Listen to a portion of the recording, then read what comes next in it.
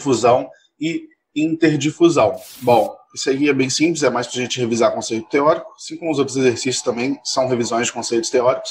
É o seguinte, a autodifusão ela é a migração atômica em metais puros, aqui é a nossa definição. Ou seja, quando todos os átomos trocam de posições, são do mesmo tipo. A interdifusão é a difusão de átomos de um metal em outro metal. Essa é a resposta mais breve que você pode dar. Aqui eu tenho um exemplo, por exemplo, na difusão de lacunas, considerando que esse átomo vermelho ele está aqui só sendo destacado ao invés de ser um outro tipo de átomo.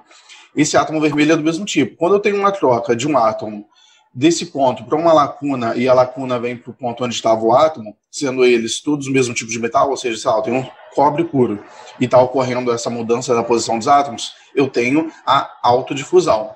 Quando eu tenho, por exemplo, dois tipos de materiais, uma liga ou um material em contato a certa temperatura, e ocorre uma troca, por exemplo, desse átomo com esse átomo, esse átomo andou para cá, esse aqui depois andou para cá, e depois o átomo de níquel entrou dentro da liga de cobre. Quando eu estou tendo essa troca entre dois átomos diferentes, de materiais diferentes, de metais diferentes, eu estou falando que eu estou tendo a interdifusão.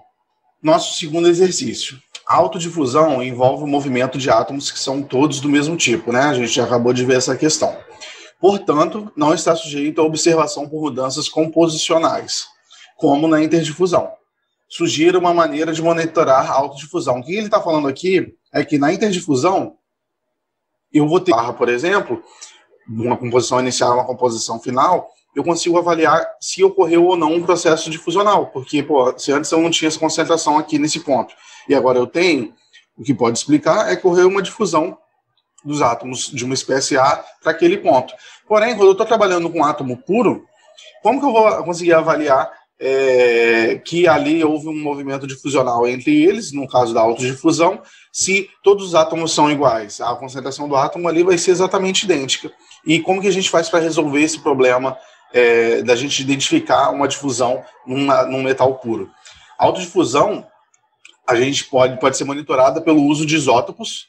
O que são isótopos? Eu pego um átomo daquele mesmo material, mas porém um isótopo dele, um isótopo radioativo, e o movimento desse isótopo eu posso monitorar. Então, a difusão, o mecanismo de difusão, as variáveis dessa difusão para aquele átomo, que é um isótopo, ele vai ser igual ao de qualquer outro átomo que não é um isótopo radioativo. Porém, como ele é um isótopo radioativo, eu, pela medição da minha radiação, eu consigo determinar se aquele átomo está se movimentando por dentro da estrutura cristalina do meu material. Aí, digamos que esse átomo aqui, é um isótopo radioativo. Aí eu coloquei ele, depois coloquei temperatura e fiquei esperando. No final das contas, ele foi pegando, trocou de posição com esse aqui, depois ele trocou de posição com essa lacuna aqui, ele veio andando,